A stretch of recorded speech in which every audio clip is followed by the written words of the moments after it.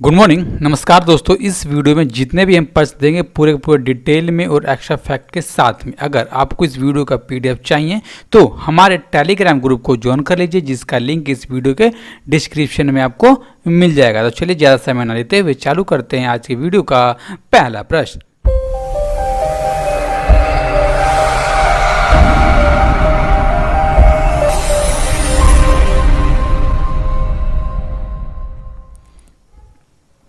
अंतर्राष्ट्रीय संसद दिवस कब मनाया जाता है? इसको हर साल मनाया जाता है 30 जून को। अब देखिए दोस्तों, अगर कोई सा भी दिवस मनाया जाता है तो उसके पीछे का उद्देश्य भी होता है। इसका उद्देश्य ये है कि दोस्तों जो भी संसद की चुनौतियां होती है उसको पहचानना, उसको सही ढंग से चलाना और अच्छे प्रश्न पूछना, जिससे जो भी देश है, जो भी संगठन है, वो अच्छी तरीके से चल सके। इस उद्देश्य से दोस्तों इसको मनाया जाता है। अब देखिए, इसको 30 जून को क्यों मनाया जाता है? इसलिए मनाया जाता है क्योंकि 30 जून 1889 को संसद का जो वैश्विक संगठन है दोस्तों, उसकी स्थापना हुई थी। यानी कि संसद के संघ की स्थापना हुई थी, इसीलिए इसको 30 जून को मनाया जाता है। अब देखिए, 30 जून को एक और दिवस मनाया जाता है। कौन सा? तो अंतर्राष्ट्रीय क्षुद्र ग्रह दिवस। कौन सा? अंतर्राष्ट्रीय क्षुद्र ग्रह दिवस 30 जून को यह भी मनाया जाता है। ओके, अब हम देखते हैं अगला प्रश्न 2 नंबर के लिए। केंद्र सरकार ने उत्तर प्रदेश की राज्यपाल आनंदीबेन पटेल को किस राज्य के राज्यपाल पद का अतिरिक्त कार्यभार सौंपा है? तो सौंपा गया है मध्य प्रदेश का। अब देखिए, इसकी आवश्यकता पड़ी क्यों? आवश्यकता इसलिए पड़ी क्योंकि जो मध्य प्रदेश के पहले टाइम के राज्यपाल हैं लालजी दास टंडन, वो अभी दोस्तों बीमार चल रहे हैं। और बीमार कब से हैं? तो दोस्तों 21 जून से बीमार हैं और लखनऊ के एक निजी अस्पताल में उनका इलाज चल रहा है। अब देखिए दोस्तों, इसी कारण इनको बनाया गया। अब हम जानेंगे आनंदीबेन पटेल के बारे में। जो दोस्तों आनंदीबेन पटेल हैं, ये गुजरात राज्य की पहली महिला मुख्यमंत्री थी। कौन सी? गुजरात राज्य की पहली महिला मुख्यमंत्री थी। ठीक है, और इसी के साथ 2018-19 में छत्तीसगढ़ की राज्यपाल भी रह चुकी हैं। ठीक है दोस्तों, अब देखिए पेन टाइम पर राज्यपाल कहाँ की हैं? तो उत्तर प्रदेश की। आपको ये भी याद करना होगा। तथा दोस्तों इन्होंने किताब लिखी है। कौन सी किताब लिखी है? ए माने हमसा एस रह से। और ये पूरा का पूरा गुजराती में लिखी हुई किताब है। और दोस्तों इनकी और प्रमुख किताबें हैं ए प्रयास, प्रतिबिंब। ओके, अब हम देखेंगे दोस्तों मध्य प्रदेश के बारे में। जो मध्य प्रदेश है, इसकी राजधानी है भोपाल। इसके पेन टाइम के चीफ मिनिस्टर शिवराज सिंह चौहान और गवर्नर कौन है? लालजी दास टंडन, जो दोस्तों अभी बीमार चल रहे हैं। और पार्लियामेंट में सीटें हैं राज्यसभा की 12, लोकसभा की 29। तथा राज्य का गठन हुआ था 26 जनवरी 1950 को और मध्य प्रदेश उच्च न्यायालय के अंडर में आता है। तथा इसके पेन टाइम के चीफ जस्टिस हैं अजय कुमार मित्तल। मध्य प्रदेश का राष्ट्रीय डांस का है मार्च। राजकीय जानवर है बारहसिंगा। पक्षी है भारतीय फ्लाई क्राफ्टर। फूल है सफेद लिली का फूल। तथा फल कौन सा है? आम का फल दोस्तों। ओके, देखते हैं अगला प्रश्न 3 नंबर के लिए। निम्न में से किस देश ने हाल ही में अमेरिका के राष्ट्रपति डोनाल्ड ट्रंप के खिलाफ गिरफ्तारी वारंट जारी किया? तो जारी किया गया ऑप्शन नंबर डी, यानी कि ईरान की तरफ से। और इसने गिरफ्तारी के लिए इंटरपोल से मदद मांगी है। अब देखिए दोस्तों कि ये मामला क्या है। मामला ये है कि जो आपको ये इमेज में दिख रहे हैं, ये हैं कौन दोस्तों? तो ईरान के पूर्व सेना के जनरल रह चुके हैं। क्या नाम है इनका? तो नाम है कासिम सुलेमानी। इनकी दोस्तों मृत्यु हो गई थी जनवरी में एक ड्रोन हमले में बगदाद में। और इनके दोस्तों जो भी मारने वाले का शक जाता है, जिसको बोलता है ईरान, किसको बोलता है? तो अमेरिकी राष्ट्रपति डोनाल्ड ट्रंप को कहता है ये सीधे कि इन्होंने ही मरवाया है। और इसी कारण दोस्तों इसने गिरफ्तारी वारंट जारी किया। अब जानेंगे हम इंटरपोल के बारे में। जो इंटरपोल दोस्तों, ये जो संगीन मामले होते हैं, जो अंतर्राष्ट्रीय अपराधी होते हैं, उनको पकड़ने के लिए रेड कॉर्नर लिस्ट दोस्तों जारी करता है। अब देखिए दोस्तों काम कैसे करता है कि जिस देश में वो आतंकी छुपा होता है, उस देश की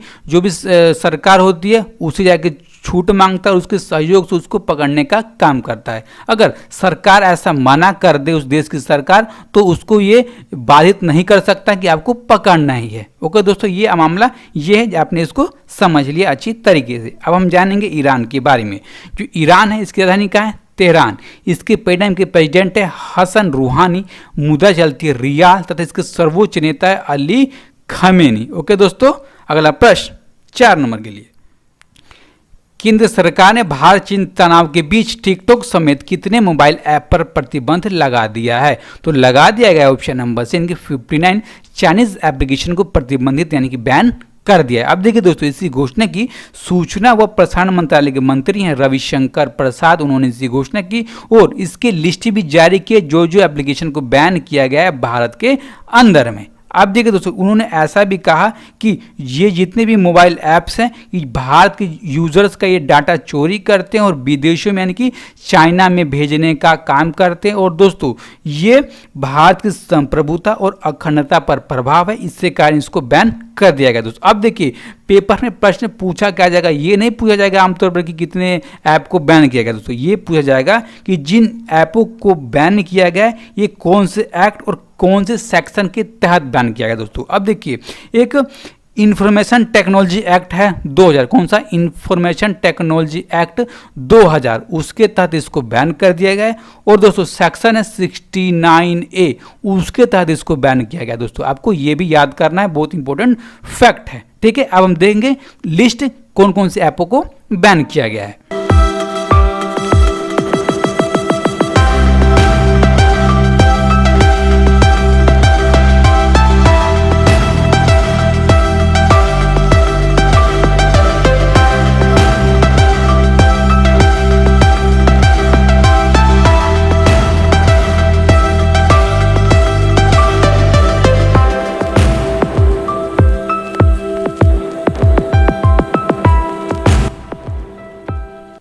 भारत और भूटान के बीच हाल ही में कितने मेगावाट के खोलूगच्छू जैवी हाइड्रो इलेक्ट्रिक प्रोजेक्ट को लेकर समझौते पर हस्ताक्षर किए गए? तो किए गए ऑप्शन नंबर सी यानी कि 600 मेगावाट का, ठीक है। और ये भूटान में लागू होने वाली पहली संयुक्त उद्यम परियोजना है, यानी कि भूटान सरकार और भारत सरकार मिलकर इस परियोजना को पूरा करेगी। कब तक करेगी? तो 2025 के लास्ट छमाही में। इसका मतलब ये हुआ दोस्तों कि जुलाई से लेकर के दिसंबर 2025 के बीच में इस परियोजना को पूरा होने की संभावना व्यक्त की गई है। अब देखिए दोस्तों, इसको भूटान में कहाँ पर बनाया जा रहा है? तो पूर्वी भूटान में त्रियगांसे जिले में खोलूगच्छू नदी के दोस्तों नीचे इसको बनाया जा रहा है, ठीक है दोस्तों। अब देखिए अगर ये संयुक्त उद्यम है तो इसमें कंपनियां भी होंगी, तो भारत की तरफ से दोस्तों जो कंपनी इसमें भाग ले रही है, इसको बना रही है दोस्तों, उसका नाम है ड्रंग ग्रीन पावर कॉर्पोरेशन। क्या? Drug green power corporation. और जो भूटान की तरफ से कंपनी है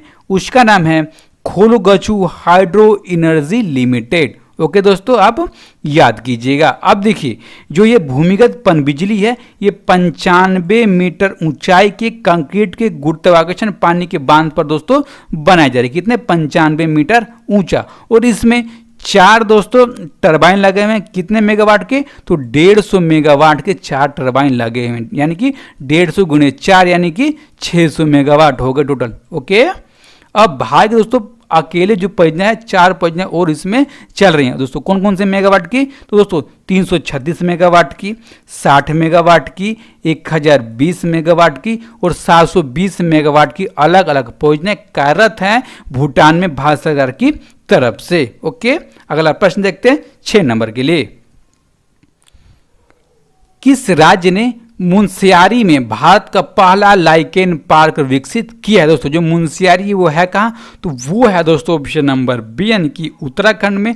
ये भारत का पहला लाइकेन पार्क है दोस्तों, आपको इतना याद करना होगा। अब देखिए कितने लाइकेन की कितनी प्रजातियों को इस पार्क में रखा गया है? तो 150 प्रजातियों को इस पार्क में दोस्तों रखा गया है जिसको बचाया जाएगा। अब देखिए इसमें कितनी भूमि ली गई? तो 1.5 हेक्टेयर की दोस्तों भूमि ली गई, उसमें पार्क बनाया गया, उसमें विकसित किया गया दोस्तों। अब देखिए इसको बनाया जा रहा था उत्तराखंड सरकार की तरफ से 2019 से ही, लेकिन अब इसकी घोषणा कर दी गई है। अब देखिए दोस्तों अगर किसी पार्क को बनाया जाता है, अगर किसी चीज़ को बनाया जाता है तो उसके पीछे का उद्देश्य होता है दोस्तों। तो इसका उद्देश्य है लीचेन की रक्षा करना, संरक्षण करना और खेती करना, तथा सबसे इम्पोर्टेंट जो वहाँ के स्थानीय लोग होते हैं उनको रोजगार पैदा करना, रोजगार देना, इसका मेन मकसद रखा गया दोस्तों, ठीक है।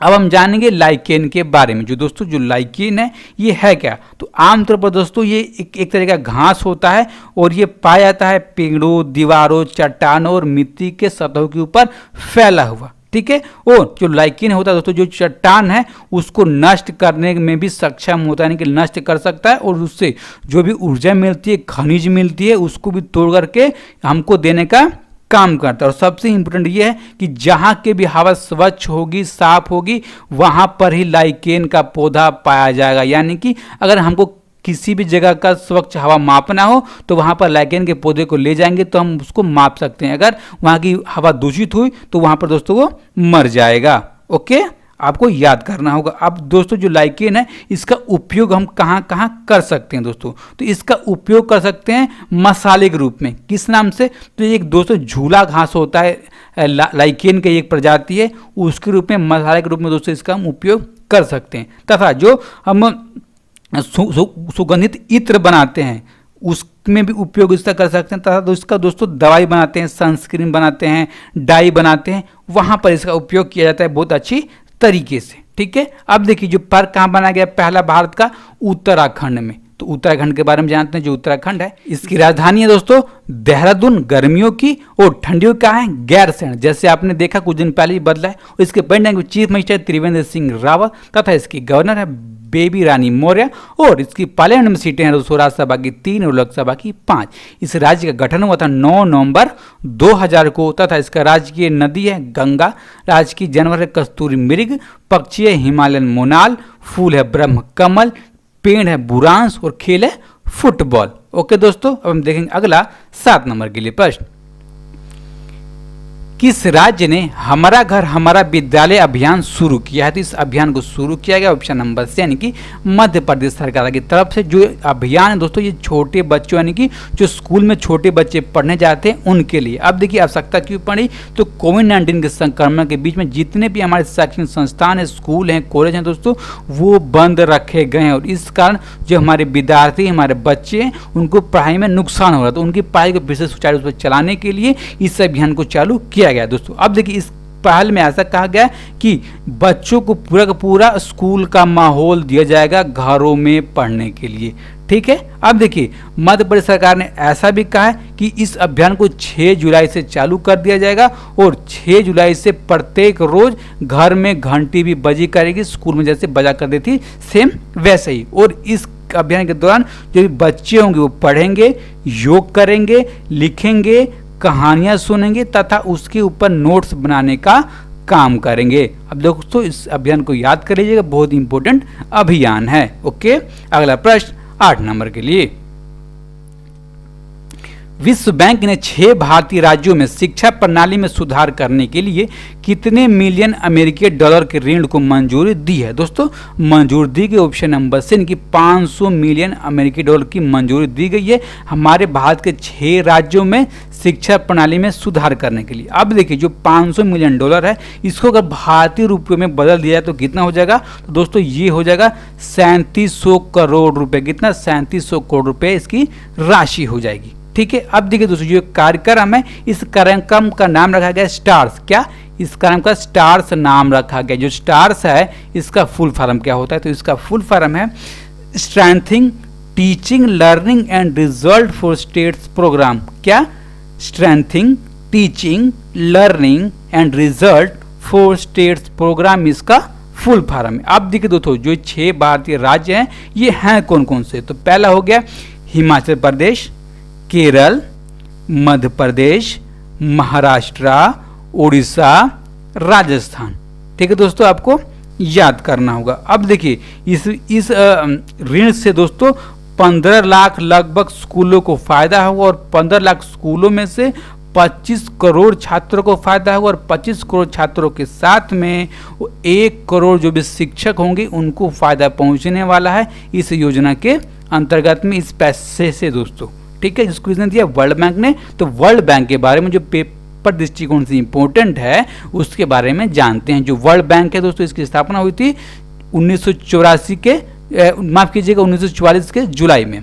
इसका हेडक्वार्टर है वाशिंगटन डीसी यूएसए। इसके दोस्तों पेरेंट ऑर्गेनाइजेशन है वर्ल्ड बैंक ग्रुप तथा इसकी एमडी एंड सीईओ में प्रेजेंट टाइम की अंशुला कांत और भारतीय इसलिए बहुत ही इंपॉर्टेंट है। और दोस्तों जो वर्ल्ड बैंक है इसके अंडर में कंट्री कितनी आती है? तो 189 कंट्री इसके अंडर में आती है तथा इसके प्रेजेंट टाइम के चेयरमैन है डेविड मालपास। ओके दोस्तों, अब देखेंगे हम अगला प्रश्न 9 नंबर के लिए। भारत सरकार ने विश्व बैंक समूह के साथ तमिलनाडु में कितने परियोजनाओं के लिए समझौते पर हस्ताक्षर किया है? तो हस्ताक्षर किया गया ऑप्शन नंबर डी, यानी कि 2 परियोजना पर हस्ताक्षर किया गया है। अब देखिए दोस्तों किसके बीच में, तो भारत सरकार, तमिलनाडु सरकार और विश्व बैंक के बीच में। अगर दोस्तों वर्ल्ड बैंक आ जाए और किसी परियोजना को लागू करने हो तो इसमें दोस्तों पैसे तो चाहिए। दोस्तों इस परियोजना के लिए $250 मिलियन की राशि आवंटित की गई है, जिसमें से $200 मिलियन खर्च किए जाएंगे। कहाँ पे किए जाएंगे, तो तमिलनाडु हाउसिंग सेक्टर के शुद्धिकरण के लिए। ठीक है, अब बचा $50 मिलियन, वो कहाँ खर्च किया जाएगा दोस्तों, वो खर्च किया जाएगा housing and habitation development project के लिए। इसको खर्च किया जाएगा $50 मिलियन दोस्तों। अब देखिए जो तमिलनाडु की प्रेजेंट टाइम पर दोस्तों जो आधी आबादी यानी कि 50% आबादी है वो शहरों में रहती है, और ऐसा कहा गया है कि 2030 तक जो तमिलनाडु की आबादी है वो 63% शहरों में आ जाएगी, और इसमें दोस्तों घरों की आवश्यकता होगी। तो जो ये परियोजना के लिए डील की गई दोस्तों, ये बहुत लाभदायक